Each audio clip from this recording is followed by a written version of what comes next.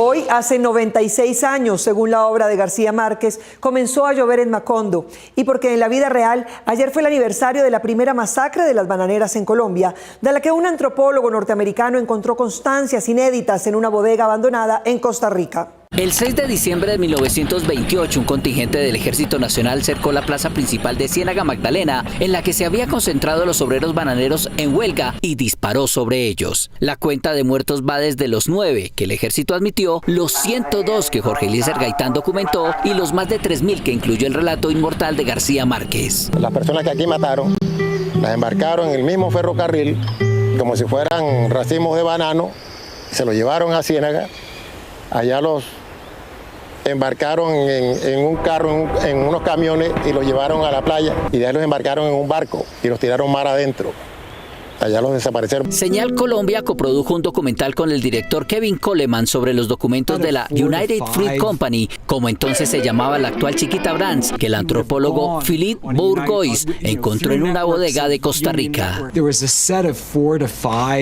4 a 5 docenas de cajas de bananos que estaban llenos de este hermoso archivo, y solo saqué una fracción de ella, pero me di cuenta de que esto era extraordinariamente valioso. El documento que más valoró el documental en el hallazgo es la foto robada que le dio el título a la película, que haría parte de las instrucciones de la bananera para que la policía y el ejército identificaran a Raúl Eduardo Maecha, considerado vocero de los trabajadores de las bananeras, y a los abogados que lo acompañaron a presentar sus reclamos en Santa Marta, y de quien se decía en los documentos que era un agitador. El número 4, Maecha, era el cerebro de toda la organización. Llegó a Ciénaga hacia agosto de 1928 e inmediatamente comenzó a fomentar el movimiento que culminó en los disturbios del 6 de diciembre. El archivo fue entregado a las profesoras Kirsten Well, historiadora de la Universidad de Harvard, y Aviva Chomsky, historiadora de la Universidad Estatal de Salem, para su conservación. En contraste, en Ciénaga, que dentro de 4 años tendrá el centenario de la masacre, no se llevó a cabo ningún acto recordatorio que marcó la historia nacional de los derechos humanos. Mientras que en la justicia de Estados Unidos se discute ya el monto de las indemnizaciones que tendrá que pagar Chiquita a sus víctimas en Urabá, en Colombia el juicio lleva 17 años a paso de tortuga. Esta semana, la bananera fracasó intentando reducir al mínimo la indemnización que debe pagar. Sobre las muertes de estas personas. Chiquita llevó a la corte del juez Kenneth Marra un argumento según el cual debía aplicarse una jurisprudencia colombiana que limita la indemnización a recibir por víctima 10 salarios mínimos colombianos, pretendiendo reducir al mínimo lo que debe pagar a las víctimas. La cantidad como tal vendría a ser como unos $50.000. Cuando estamos hablando de que un jurado le pudo dar nada más 8 familias recibieron un veredicto de $38.3 millones, pero según Chiquita la vida de un colombiano solamente no vale más de $50.000. Más de 7.000 familias víctimas de la alianza entre Chiquita y las AUC no han tenido su día en la corte, según la abogada. Sin embargo, el proceso aún es demorado. Tienen que demostrar que su familiar sí fue asesinado por las AUC y van a tener que demostrar de alguna manera en que si fueron asesinados por esos bloques específicos que fueron financiados por Chiquita. En Estados Unidos, Chiquita Brands aseguró que no debían indemnizar a las familias colombianas porque ellos fueron víctimas de extorsiones y vacunas de las AUC. Chiquita realmente estaba en una operación de negocios para proteger sus intereses. Donaron dinero por medio de estos convivir y Chiquita sabía eso y ellos se metieron con un negocio con el diablo. Aunque Chiquita contó con los testimonios de los exgenerales Yesid Sánchez y Gustavo Rincón y del profesor Jorge Restrepo a cambio de más de $100.000, el juez Marra no les dio la razón. Según ellos, los aportes financieros que hicieron compañías como Chiquita son tan mínimos que no tuvieron ningún impacto en la violencia de Colombia. ¿Cómo pueden decir eso? O sea, eso es una infamia. A otras de las víctimas de Chiquita los indemnizarán con $1.000 y $3.000, mientras que el abogado Paul Wolf va a recibir $4 millones en honorarios por ese acuerdo. Reiniciaron las audiencias del caso Chiquita en Medellín. Allí los defensores de los bananeros colombianos intentan desvirtuar la relación entre las AUC y las Convivir que Chiquita admitió conocer ante los tribunales de Estados Unidos. Hace 15 días no se adelantaba el juicio contra los 10 empresarios bananeros involucrados con Chiquita Brands en la financiación a las autodefensas de la Casa Castaño entre 1997 y 2003.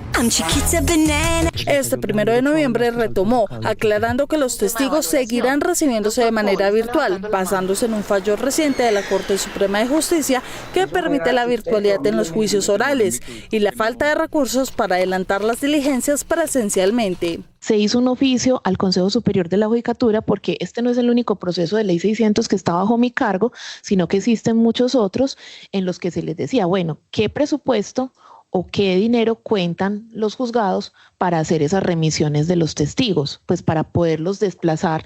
Antes de escuchar al testigo, uno de los representantes de víctimas se pronunció para referirse al juicio que se estaba llevando en silencio hasta que Noticias 1 ganó una tutela que abrió el juicio a su natural conocimiento público. El tema de la pretendida publicidad de este proceso no puede invocarse, como se hizo en la anterior ocasión, para pretender fundamentar o sustentar actos de intimidación frente a los testigos. Creo que aquí los testigos han comparecido de manera voluntaria.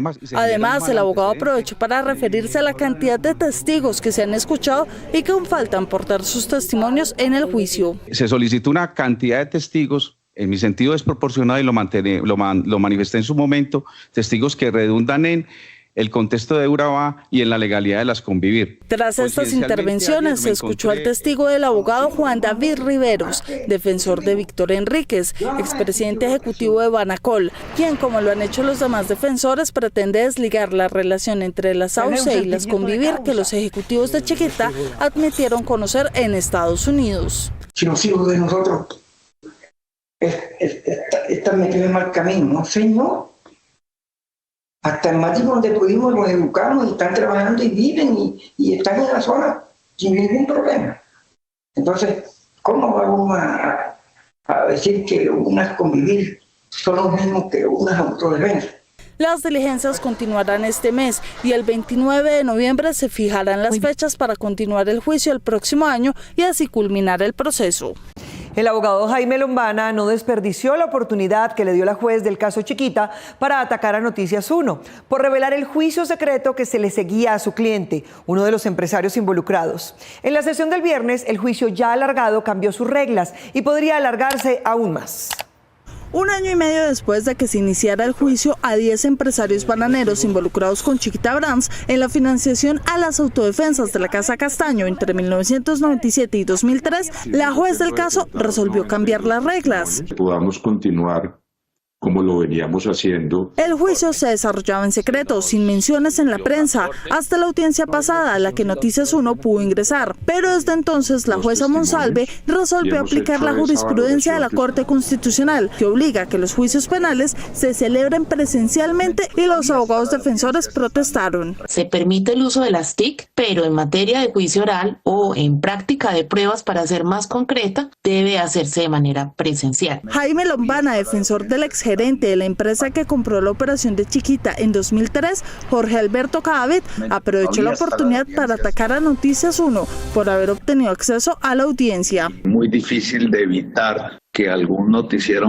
malintencionado o algún medio malintencionado tergiverse ese tipo de situaciones. La situación que a Lombana le parece difícil de explicar es el hecho de que los ejecutivos están imputados desde 2009, convocados a juicio desde 2019 y en audiencias desde 2023. Es decir, que el juicio se ha dilatado durante 15 años y que con la decisión de la juez tardaría más. Yo tengo decretados 92 testimonios. Y hemos hecho esa valoración que usted nos está pidiendo, y por eso le digo que alrededor de 25 a 33 son los que consideramos más relevantes para este caso. Un defensor se mostró sorprendido por lo repentino de la decisión de la juez y expuso la ventaja que otorgaría a unos procesados sobre los otros, pues sus testigos se reciben en orden. Así existiesen todas la voluntad y la disposición para comparecer personalmente, pues no había sala de audiencias, no sería justificable en términos de equidad y de justicia para el abogado y para los testigos que faltan, porque evidentemente las condiciones son muy diferentes. Yo diría que mucho más difíciles. Aún es impreciso determinar si la decisión que la juez tomó al saber que las audiencias del juicio serían públicas como ordena la ley, podrá alargar aún más las audiencias o abreviarlas, pero los tiempos no dan para que por vencimiento de términos se deba ordenar el cierre del expediente abierto en 2009.